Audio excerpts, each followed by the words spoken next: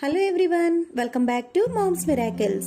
ఈ రోజు మీకోసం పుల్ల పుల్లగా కారం కారంగా చాలా టేస్టీగా ఉండే నిమ్మకాయతో చేసుకునే రసాన్ని ఈజీగా క్విక్గా ఎలా ప్రిపేర్ చేసుకోవాలో చూపించబోతున్నాను. ఎప్పుడైనా జలుబుగా ఉన్నప్పుడు నోటికి ఏదైనా కమ్మగా తినాలనిపిస్తే గనక ఇలా రసాన్ని ప్రిపేర్ చేసుకుంటే వేడివేడి అన్నంలోనికి చాలా టేస్టీగా ఉంటుందండి. భలే హాయిగా ఉంటుంది. ఈ రసాన్ని ప్రిపేర్ చేసుకోవడం కోసం మీడియం ఫ్లేమ్ లో ఉండే 3 టమాటాలను ఈ విధంగా క్యూబ్స్ లా కట్ చేసి వేసుకున్నాను. దీంతో పాటుగా 4 పచ్చిమిరపకాయల్ని 5 వెల్లుల్లి రెబ్బల్ని లైట్ గా క్రష్ చేసుకుని వేసుకోవాలండి. కొంచెం కరివేపాకుని కొంచెం కొత్తిమీరని కూడా యాడ్ చేసుకున్నాను.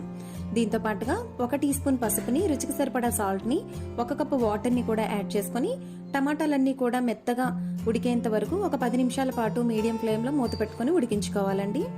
ఇదే ప్రాసెస్ ని మీరు కుక్కర్ లో కూడా పెట్టుకుని మీడియం ఫ్లేమ్ లో 2 విజిల్స్ వచ్చేంత వరకు కూడా ఉడికించుకోవచ్చు.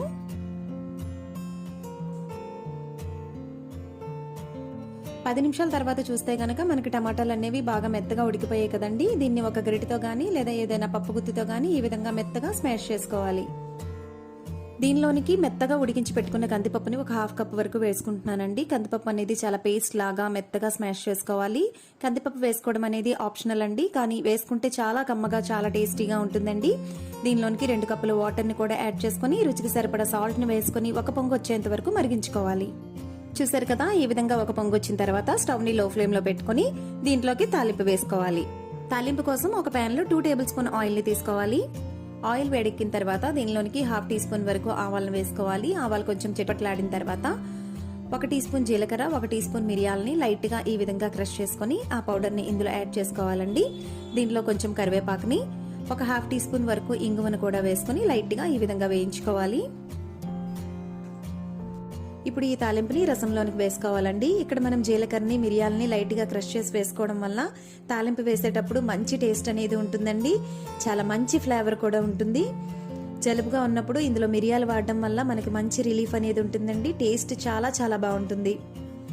ఇప్పుడు దీనిలోనికి ఒక 2 నిమ్మకాయల రసాన్ని ఈ విధంగా వేసుకోవాలి.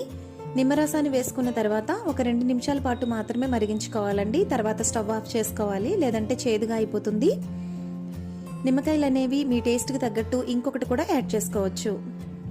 అంతేనండి, పుల్ల పుల్లగా చాలా కమ్మగా ఉండే లెమన్ రసం తయారైపోయింది. చూసారు కదా ఎంత ఈజీగా క్విక్గా చేసుకోవచ్చో.